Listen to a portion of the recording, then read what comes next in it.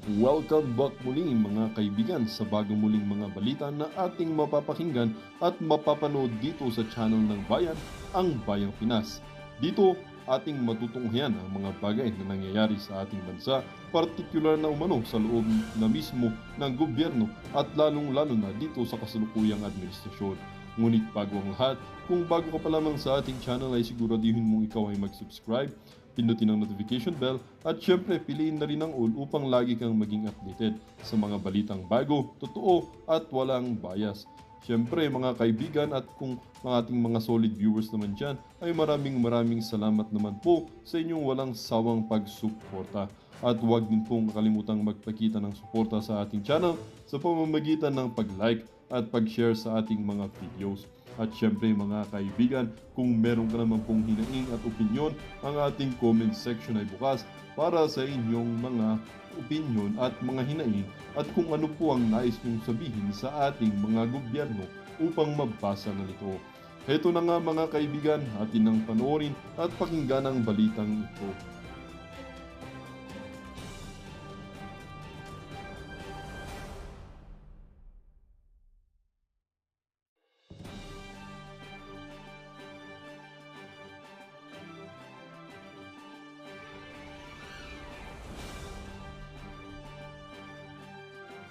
Nila mga survey na yan. Huwag po tayong maniniwala sa survey. Pangatlong pag-uusapan natin mga reaksyon. Naku po. Ito po ay isang importanteng pag-uusapan. Di po ba na-impeach na si VP Sara Duterte? At dahil pinasasagot po sila ng Supreme Court sa loob ng 10 araw sa ginawa nilang katarantaduhan sa 3 impeachment complaint na kanilang in-archive at yung pang-apat na impeachment complaint ng kanilang iniakyat sa Senado, patuloy po na nililito nila tayo. Oy, ang pag-usapan natin dito yung bicameral committee report. Bakit 0 nagkaroon ng number? Pangalawa, para yatang si ano yun, SP Escudero. Pangalawa, yung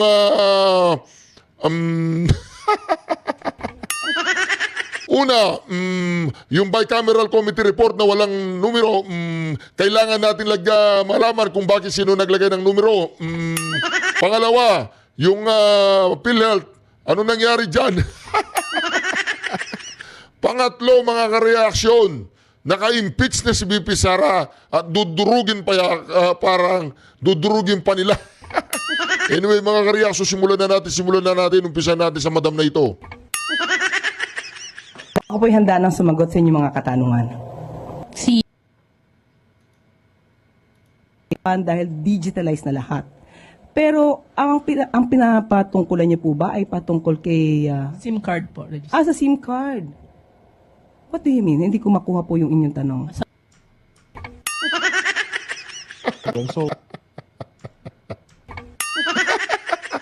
Eto po. Hoy, Claire!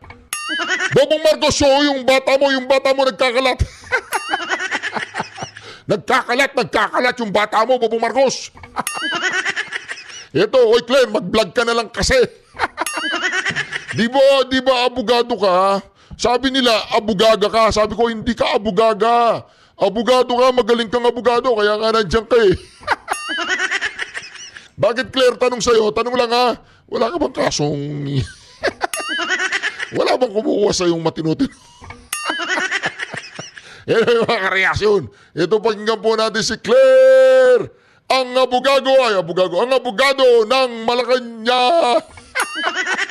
Palakpakan po natin si Claire. Yay! Congratulations Claire sa iyong pagbablog ngayon. Ikaw isa ng bunganga ni BBM. O masaya ka na. Napansin ka na ni Palaka. Ay, maganda ba yung kasunduan, Claire? Di ba? Sabi ko nga sa inyo kahit ako opera na ako ng 1 million per month dyan, hindi ko tatanggapin yan. Wala akong pakialam dyan. Masaya na akong pinapangampanya ko si Senator Congressman Rodate Marcoleta. At yung 9 na senador ng PDP laban, mga kareaksyon, wag po natin kalimutan. Mantakin nyo po, hindi po sila kasama. Yung sa PDP laban, 2 lang ang kasama. Si Bato de la Rosa lang, tsaka si Bongo. Maya-maya, lahat ng PDP laban ay mananalo. Dahil pag sinulat nila, pinila pa nila si Bongo tsaka si Bato, automatic yung 7 kasama dyan. Ito po, masahin po natin, pakinggan po natin ito. Ako po'y handa nang sumagot sa inyong mga katanungan. Si Senator Risa kasi she was pointing on several loopholes dun sa EO 74 na kailangan daw po dapat ma-address. Anong particular yung EO 74? SIM card. Yung SIM card. Okay, SIM card. Yun nga po, kahit noon pa po, sinasabi natin ay mukhang merong Lawyer siya, hindi niya alam. Ano yung EO 74? Ano yung patungkol ng EO 74? Akala ko ba handa ka na sumagot? Dapat nag-review ka muna, EO 74 lang, hindi mo alam. Ako nga, EO 75, alam ko eh. Yung EO 74, ang kasunod nun, EO 75, di ba? Mga ka-reaction. Hoy, Bobong Marcos, yung bunganga mo nagkakalat. Kumusta na yung pagkaway-kaway mo, Bobong Marcos? Kumusta na yung pagganyan-ganyan mo sa mga tao? May kumakaway ba sa'yo? Congratulations naman. po talagang loopholes ang nasabi, maski na po yung batas ni sinabi nga po ang pagre-register dito ay maaaring gawing online at ito ang naging sanhi ng problema. It is my privilege and honor to sponsor for the consideration of this August Chamber House Bill number 14 entitled An Act requiring the registration of subscriber identity module cards, otherwise known as the SIM Card Registration Act.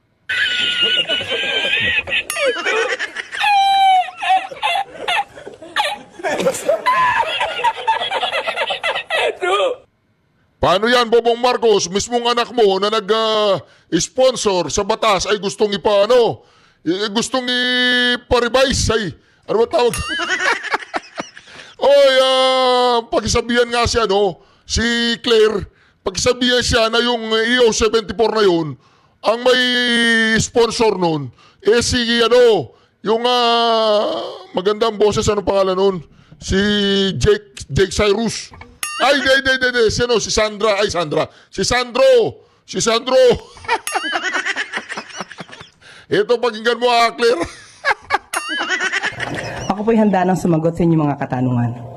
Si Senator Risa kasi she was pointing on several loopholes dun sa EO 74 na kailangan daw po dapat ma-address. Di ba? Ontiveros cite loopholes in Marcos anti-pogo order. Okay, pakinggan mo to, ha? Claire, hindi ka mag-review eh. Anong particular yung EO 74? SIM card. Yung SIM card. Okay, SIM card. Hindi eh. Ano yun? Tinolang manok yun. Pakainin nyo yan. Gutom yata. Mag-review ka kasi, ma'am. Ang laki ng bayad sa'yo dyan. Hindi ka mag-review. Libre ka lang dyan. Libre ka lang. Wala kang bayad dyan. Di wow. Yun nga po, kahit noon pa po, sinasabi natin ay mukhang meron po talagang loopholes. Ano yung loopholes? Ang nasabi, maski na po yung batas ni sinabi nga po, ang pagre-register dito ay maaaring gawing online at ito ang naging sanhi ng Online naman talaga. Ano maaaring gawing online? Online! problema. It is my privilege and honor to sponsor for the consideration of this August Chamber House Bill number 14 entitled An Act requiring the registration of subscriber identity module cards, otherwise known as the SIM Card Registration Act. Sige, tirahin mo pa si Sandro Marcos. O dito, pakinggan po natin dito, nagmamagaling kasi itong hali na to eh. Nagmamagaling ka kasi eh. Hindi ka kasi mag-review bago ka umarap sa mga prase.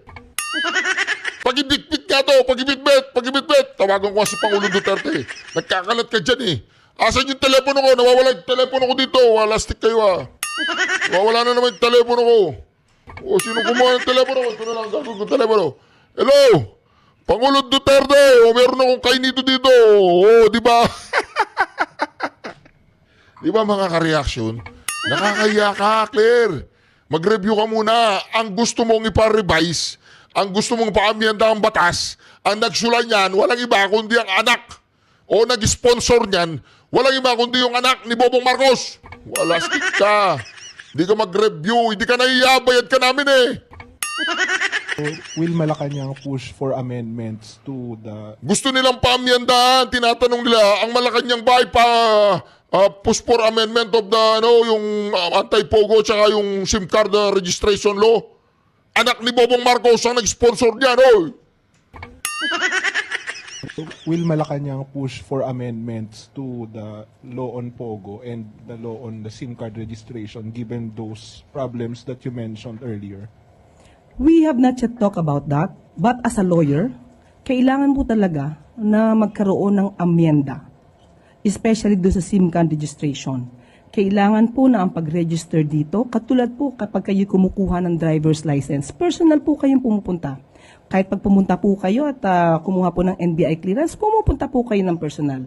Kakayanin po natin ito, marehistro ng tama ang mga SIM cards natin para maiwasan po yung mga ganitong klaseng scams na kahit na lang sino, bumibili na lang ng SIM card, may bayad, bumibili sa iba, binebenta ang kanilang identity.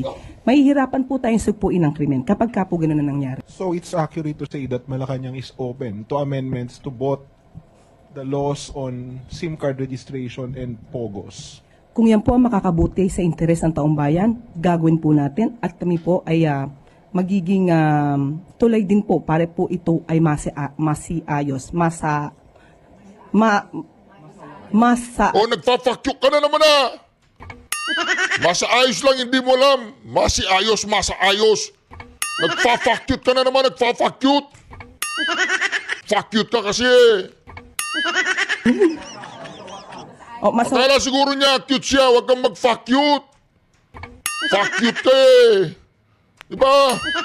Para kasi si Franz Castro, isa rin fuck cute. Akala ninyo mga cute kayo, wag kayong magpa-fuck cute dyan. Fuck cute kayo. mata at maayos. Follow up lang po doon, ma'am. Kasi kung binabanggit po ninyo na yung registration dapat ay gawin doon sa mga ahensya or offices, hindi po ba taliwas yun doon sa gusto ng Marcos administration na digitalization? Okay. Oh. Sinabi na ni Marcos, Bobong Marcos, digitalization. Ngayon, gusto mo mamiyandahan, sinabi na nga ni Sandro Marcos, digitalize nga yung pag-register eh. Tapos gusto mo, pupunta ka pa parang NBI, parang kukuha ka ng license, ganon. Paano yung digitalization na sinasabi ng saligang batas? May sinasabi ba ng saligang batas? Di po ba? Ngayon, gusto mo, pag kumuha ka ng SIM card, pupunta ka sa NBI, parang ganon, pupunta ka sa parang license. Hindi SIM card dyan. Hindi SIM card ang kinukuha mo. Baka nag-a-apply ka landline. Kahit landline nga ngayon, online na rin eh. Ito kasi fuck you to eh. Meron tayong, ang polisiya at ang pinupush po ng ating Pangulo, at least magkaroon po ng 95% Oo. na transaction digitalized. Yung pala eh. Bakit mo gusto yung SIM card? Pupunta ka na parang NBI, parang personal kang mag-a-apply ng SIM card.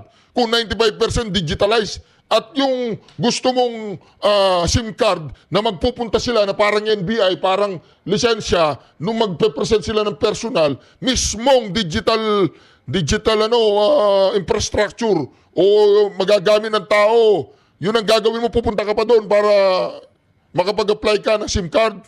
Tapos 95% digitalize ang gusto ng gobyerno. Ano ba talaga, ate? Fuck you ka kasi. Huwag kang mag-fuck you. Gawin mo ang trabaho mo dyan. Sumusobra ang fuck you mo. Fuck you kayong lahat. Transaction, especially sa government. Bakit ka? Para po mas mabilis ang transaksyon. Halimbawa po, kaya umuutang sa bangko. Oo. Hindi po masyado mahihirapan dahil digitalized na lahat. Oo. Pero ang pinapatungkulan niyo po ba ay patungkol kay... SIM card po. sa SIM card. What do you mean? Hindi ko makuha po yung inyong tanong. Dada ka ng dada. Dududa. Hindi pala alam ang... Ito, nagkakalat. Tanggalin siya dyan. Bit-bitin niya. Hindi, yung aso ko, pinabibitbit ko. Nagkakala dyan na yun, yung aso ko. Claire. Pangalan po ng aso ko, Claire. Claire! Jump! Claire, nagfa-fuck you ka na naman, Claire, Sit, Claire, sit. Claire, bark. Ayos ka, Claire, nagpapasikat ka. Sikat ka na, huwag kang magalala. Ikaw, tanong lang, Claire, ikaw ba ang ginagamit ng Malacanang upang malihis ang usapin patungkol sa bicameral committee report? Ikaw ba? Tanong lang. Ikaw ba ang ginagamit ng Malacanang para hindi mo pag-usapan? Yung PhilHealth, kinuha nila yung pera, nilagay nila doon sa tulay. Wala, stick ang mga yan Ikaw rin ba ang kanilang ginagawang panangga para hindi namin mapag-usapan yung kabaluktutang ginawa nila sa mga vloggers? Huwag kayong mag-alala, hindi kami titigil dito. Patuloy kaming makikipaglaban para sa ikaunlad ng ating bayan, hindi yung mga punyeta kayo, puro nakaw kayo, nakaw ng nakaw. Ito po mga ka-reaction Si Senator Rodante Marcoleta.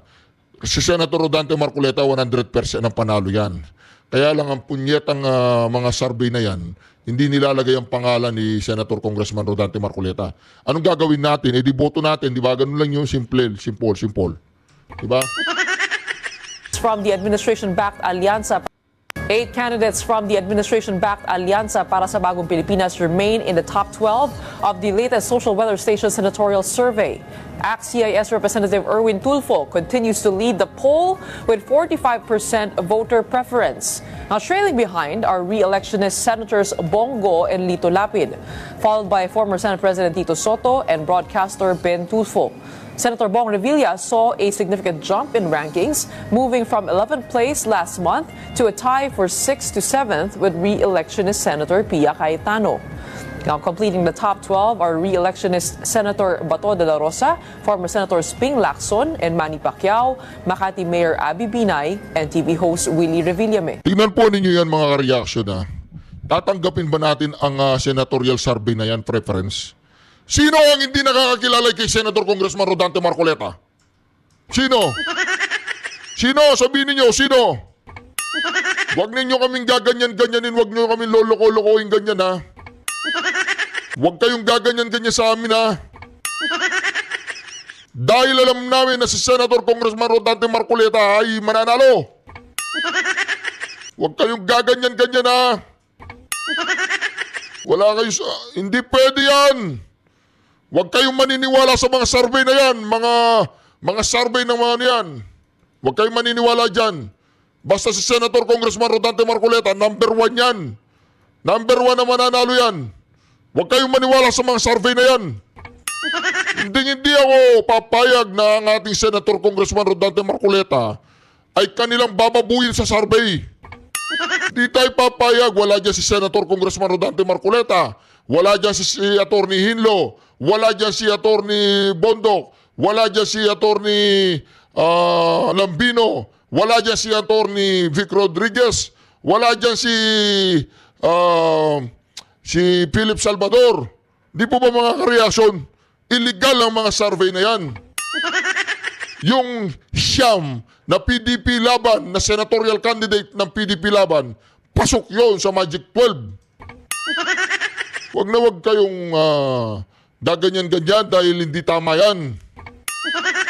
Bakit wala yung mga PDP laban dyan? Hindi pwede yan, hindi namin tatanggapin. Kibuloy wala dyan. Maniniwala ka dyan sa mga ginagawa lang ganyan. Di ba mga ka-reaction? Si Atty. Hinlo, tsaka si Atty. Lambino, ang lalakas ng mga yan. Sobrang lakas niyan sa norte, sa Visayas, sa Mindanao. Wala dyan. Si Atty. Bondok, hindi lang sikat. May asawa na yan. Kaya lang, para yatang type niyan si Gretchen Ho. Hindi, joke lang yun Atty. Bondok. Si Atty. Bondok, wala dyan, sikat yan. Huwag po tayong maniniwala sa mga yan. Si Atty. Vic Rodriguez naman, wala dyan. Isa yan sa mga number 1. Di ba? Si Boy Negro, wala dyan si Boy Negro. Si Boy Negro, si Philip Salvador. Idol ko yun. Nung gumanap siya ng Boy Negro. Idol ko yan eh. Magaling yan eh. Di ba? Tapos wala dyan. Hindi pwede yan. Hindi natin tatanggapin ang mga yan. Ito. Pakinggan naman natin to. Mantagin ninyo, na-impeach si BP Sara Duterte, mga ka-reaction. Na-impeach na nila si BP Sara Duterte. Na-impeach na siya. Ngayon, mga ka-reaction, di na-impeach si BP Sara. Goods na goods na. Itong mga tao na to, talagang hindi pa sila titigil. Patuloy pa rin mga ka-reaction. Iimbestigan pa raw si BP Sara. Bakit? Yung impeachment, nakikita-kita nyo na walang pupunta yung impeachment ninyo? Wala. O ngayon, imbestigan na naman. Ano na naman daw? Yung DepEd na naman. Ito mga kongresista na to talaga naman. Hindi ko alam kung magkano talaga ang bayad sa mga jacket nila. Di alam po ninyo, mas may malalim pa dyan. Mas may malalim pa po. Hindi po yan. Sasabihin ko sa inyo ha. Hindi po yung kasalanan ni Tambay, hindi yung kasalanan ni Bongbong Marcos. Tanungin nyo ang Amerika bakit nila dinadali yung mga Duterte. Tanungin ninyo yung mga oligarko katulad ng ABS-CBN. Lahat ng mga oligarkong binangga ng mga Duterte. Tanungin nyo sila kung magkano ang lumalabas na pondo. Diba? Si ano lang, si Lopez, si Luciutan. Marami pong binanggang mga sindikato ang Pangulong Duterte. Maraming binanggang mga oligarko. Maraming binanggang mga... Kaya wala silang pakialam eh. Impeach. Wala, kahit ano sabihin natin sa mga Tuadcom, Tricom, tsaka Gunggungcom na yan, wala silang pakialam. Kahit sabihin pa na napakabulok nila sa mga tao, wala silang pakialam. Ngayon nga, di ba, yung mga vlogger naman ang pinagdidiskitahan? Kasi nga wala silang pakialam. Sira yung pangalan nila, wala silang pakialam. Kumita na eh. Di ba? Kumota na sila eh. Wala silang pakialam. Sabi nga, yung kikitain mo ng 9 years bilang kongresista, 3-termer na kongresista, 9 years, bibigay ko na. Tapusin na natin dito. Pabagsagin ang mga Duterte. Tapos, di ba? Tanong lang po yan. Ganyan po ba nangyayari? Ganyan na nangyari? Ganyan na nagaganap? Ganyan na naganap? Sino po yun? SP Escudero Estalon. Siguro naman, ganyan naman. Wala stick kay SP Escudero. Takot ba kayong mag-impeach? Tuloy ang impeachment! Hindi, titignan natin. Mabait naman si SP Escudero, kaibigan nga lang ni Palaka tsaka ni Bangag. Kaibigan yan. Kaya misa sumisingot-singot na rin yan eh. Siguro may sipon yan, di ba? Ako, sumisingot-singot din ngayon. Sumisipon ako. Diba? Pag mas sampo ninyo, pag nagsasalita si SP Escudero, sumisingot. Kasi nga may sipon. Katulad ko, may sipon. Gumaganong-ganon ako, may sipon ako. Parehas kami ni SP Escudero, di ba? Kasi lahat ng nagiging kaibigan ni Palaka at ni Bobong Marcos, nagkakasipon yan. Gumaganong-ganon. Siyempre, pag nag-usap-usap ang mga yan, mabilis lang mag-spread yung sipon. Di ba? Sabayan pa ng pulburon, tapos malanghap mo yung pulburon. Aatsingin ka na no. Talaga yun, patay ka na dun. Ito, pagnga po natin ha. Rosalie, bakit bakit nais ng Kamara na magkaroon ng bukod na investigasyon kaugnay rito sa issue sa voucher program ng DepEd? Nais ni House Ito voucher naman ang pag-uusapan po natin dito mga ka-reaction. Babagsak na naman ang voucher na yan kay BP Sara. Majority Leader ako Bicol Party List Representative Gil Bongalon na magkaroon ng hiwalay na House inquiry sa iniulat na ghost beneficiary sa Senior High School o SHS Voucher Program ng Department of Education. Tumutukoy ang SHS Voucher Program sa tulong na ipinagkakalob ng DepEd sa piling senior high school students upang makapag-aral sa mga pribadong paaralan. Nagkakahalaga ang voucher ng 14 to 22,000 pesos. Batay sa ulat, 1.28 million ang benepisyaryo sa SHS voucher program ng DepEd noong 2024. Pero napag-alamang mayroong 12 private schools ang may ghost beneficiary. Layo ng isinusulong na investigasyon sa Kamara na matiyak ang pananagutan hindi lamang sa school owners, kundi maging sa DepEd, lalo na sa mga opisyal na nagpabaya o sangkot sa anomalya. Hinikayat ng kongresista ang House Committees on Basic Education and Culture at Good Government and Public Accountability na magsagawa ng joint motu proprio inquiry kaugnay ng issue.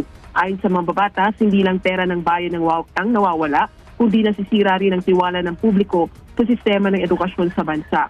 Taong 2016 pa umano mayroong non-existing students sa private schools.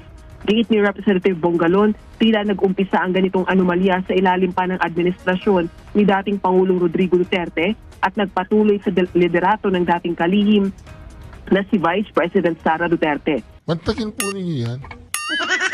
Mantakin po ninyo yan. Maniniwala ka dyan. Yun daw mga ghost student, nagsimula noong 2016 sa Pangulong Duterte. Tapos nagpatuloy kay BP Sara Duterte, mantakin yan. Di ba nakakainis, nakakagigil, napakababa ng kanilang mga tirada, di ba? Nagsimula sa Pangulong Duterte yung mga ghost student na beneficiary, ghost beneficiary. Tapos hanggang sa panahon ni BP Sara, doon daw kaya kailangan iimbestiga na naman si BP Sara. Alam po ninyo, talagang tuloy-tuloy, tuloy-tuloy. Na-impeach na, tuloy-tuloy pa rin. Alam po ninyo yan, di ba, halimbawa, yung impeachment ni BP Sara ng 2025, nag-fail. Eh di tuloy-tuloy yan, dire-diretso ang investigasyon dyan, wala nang tigil yan. Tapos 2025, hindi na pwedeng bigyan ng ng impeachment. Naka-ready na yung 2026. Ayan, ginagawa na nila. Oy, Bunggalon! Ang galing mo, Bunggalon, ha? Ang galing mo. Pero dito mga karyaso, pantakin mo yan, ha? Ang galing yan, oh. Hindi pa umusad yung impeachment. May bago na namang investigasyon.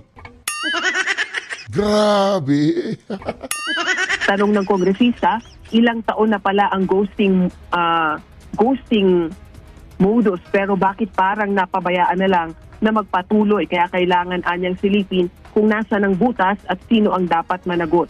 Nagsasagawa na ng investigasyon si DepEd Secretary Sani Angara kaugnay ng ghost beneficiary. Balik sa iyo, Aga. Maraming salamat. Alam mo, Angara, daan-daan ka lang, ha? Baka maipit ka dyan. Angara, baka matulad ka kaya, kay sino ba yon? Si Colonel Garma, hindi na nakabalik ng Pilipinas. Naipit eh. Baka pag bumalik siya dito, malaking problema. So, sa Amerika muna siya. Tsaka di ba walang visa yun, walang US visa? Paano siya nakarating na naman ng Amerika? Alam mo, Colonel Garma, kung naririnig mo man ang vlog na ito, pasensya ka na, ganyan ang kapalaran mo, ha? Ginusto mo yan, eh. Di po ba mga ka-reaction? Walang tigil. Ayan, sisimulan na naman nilang investigasyon. Nakakyat na nga yung impeachment. Pag itong impeachment na inakyat nila ay pumaltos, itong investigasyon patungkol dito sa ghost beneficiary, kasi po kailangan nilang i-divert yung atensyon ng taong bayan. Talagang gagawa sila ng mga issue. Tapos sasabihin nila yung ano daw, yung PhilHealth, yung BICAM, diversionary tactic daw yan para malayo ang usapin patungkol doon sa impeachment. Hindi, yung impeachment tuloy nyo, walang problema yan. Ngayon, meron na naman silang bagong pakulo. Ang tinatawag nilang, yung ano yun, yung mga, ang tawag doon, yung scholarship, ghost beneficiary. Kasalanan ni Tatay Digong. Tapos itinuloy ni Bibi Sara. Wala, stick ang mga tao na to. Wala talagang hindi. Ngayon, meron pa silang isang diversionary tactic. Ang pinapatahol nila ng pinapatahol ay si Claire. Anak ka ng... Si Claire ang pinapatahol na naman nila ngayon. Oy, Claire! Anak ka ng... Di ba mga ka-reaction, mantakin mo yan? Si Claire? Credible ba si Claire? Anak ka ng... Mag-vlog nga ako. Sandali, magbablog ako. Mga ka-reaction, bumaliktad na po ako. Kay BBM na po ako, mga ka-reaction. Puro mga sinungaling yan. Sina Maharlika, Banat by PH Update. Lahat po yan mga sinungaling. Mga sinungaling yan. Mga bayaran yan ng mga trolls. Mga bayaran yan ng mga tawag dyan. Bayaran sila ng mga mga narko. Bayaran sila ng mga bayaran sila ng mga pogo. Bayaran sila ng Ano ba yan? Yung mga Chinese pandad yan. Ako po'y bumaligtad na kay BBM na po ako. Yay! BBM! BBM! O bukas undersecretary na ako. Yay! Anak ka ng Ganun ba? Ganun ba ang pangarap ko? Ganun nangyari kay Claire. Napili siya. Napili. Ha? Ang gandang, siyempre naman, napakagandang tumahol ni Claire. anak ka ng Di po ba mga ka-reaction? O ito, dito sila umaalis. Ayaw nilang pag-usapan to. Ay, ito, pag-iga natin to. Mga kapatid, pag-uusapan natin to, kikilabutan ka dito sa kawalang iya. Maaga pa. Saan nila dinala pera? Yan ang isa pa. That's the question. Where is the money? And yung sinasabi kahapon ni Justice, why is there an urgency to transfer the fund? Yun ang sabi niya. Ba't kayo nagmamadali kung may pondo na pala yan? Ba't kayo nagmamadali? Sa inyo ba? Saan? Sa National Road Maintenance? Eh di ba meron tayong road users tax? May pondo eh. Mga kapatid, pag-uusapan natin to, kikilabutan ka dito sa kawalang iya. Maaga pa. Direk Joey, good morning sa iyo.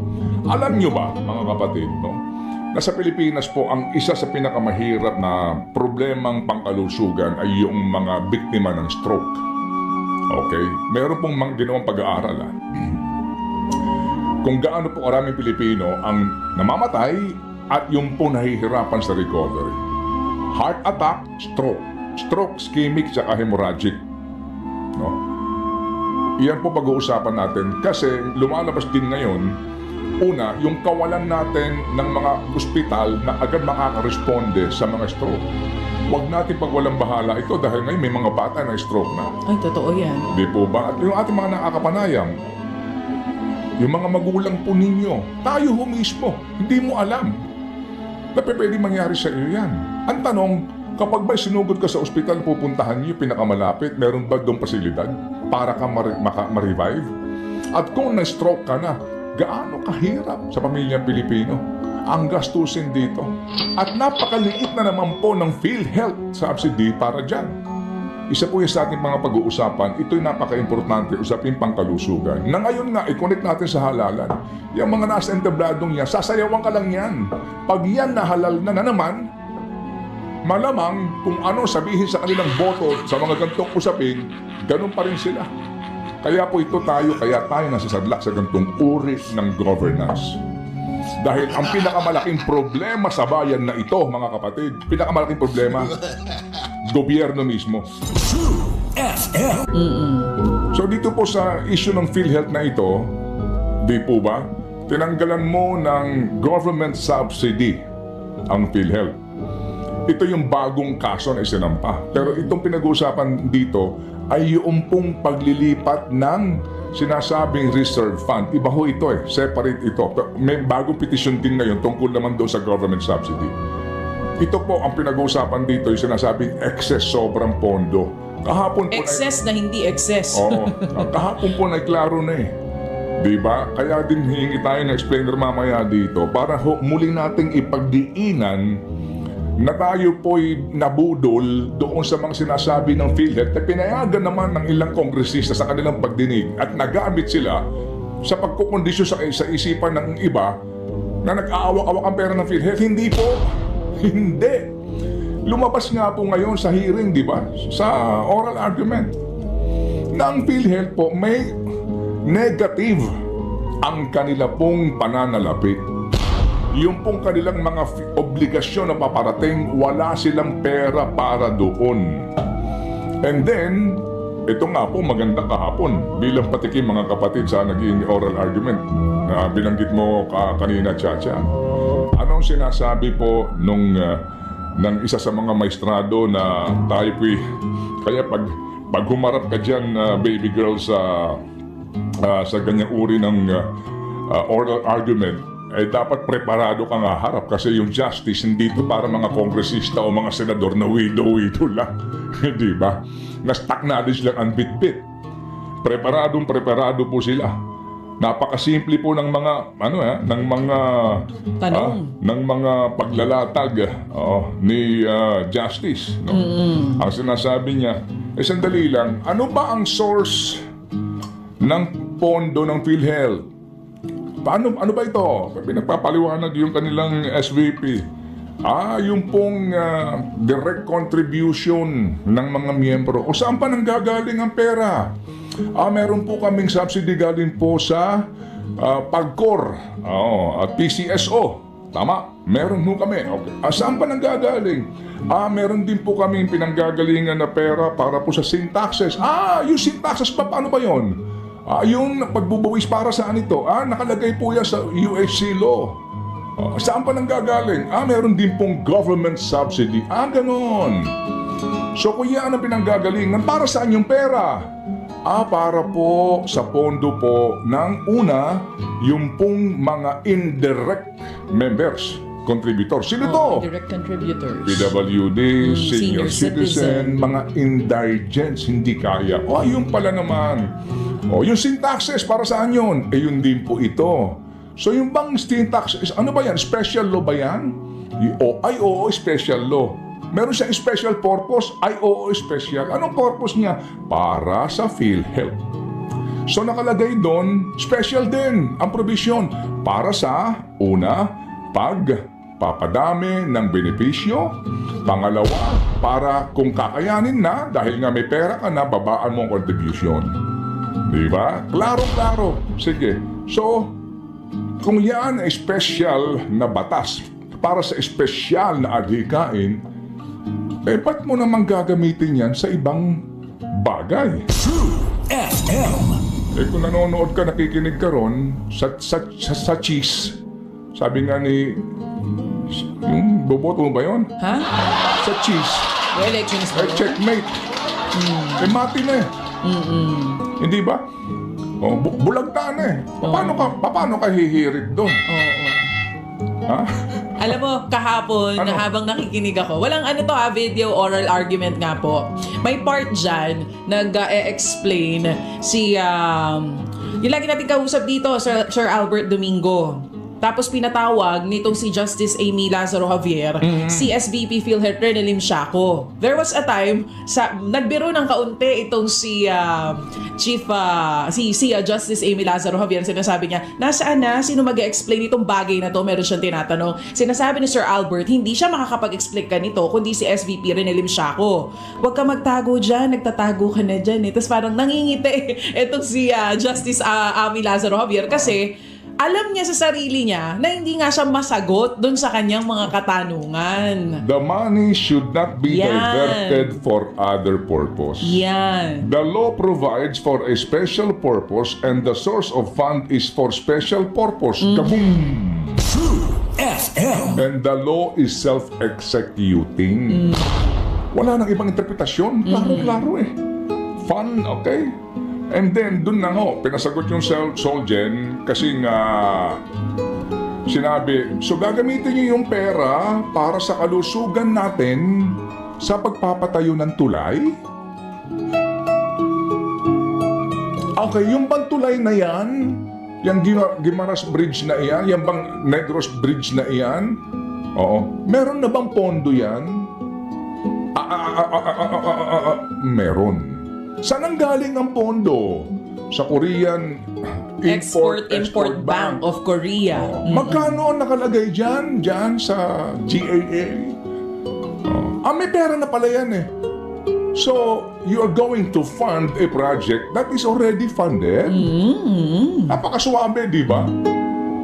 Kikilabutan ka dahil talagang kahapon, mga kapatid, klarong-klaro po, ang malaking pagkakamaling ito, kahit na sino pa sigurong iharap mo dito to defend this case, ay hindi mahihirapan. Ang atin na lang dito yung decision ng Supreme Court. Nasabihan sila, nagkamali kayo dito, balik nyo yung pera ng PhilHealth. Isa palang issue yan. Alas 6:32 na.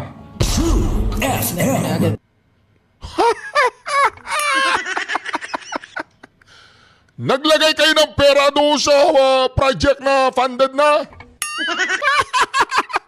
Ibalik yung 90 billion Di ba? Lagyan ng pondo yan. Yung si Grace po. Di po ba mga ka-reaction? Naglagay sila ng pera sa isang proyekto na funded na.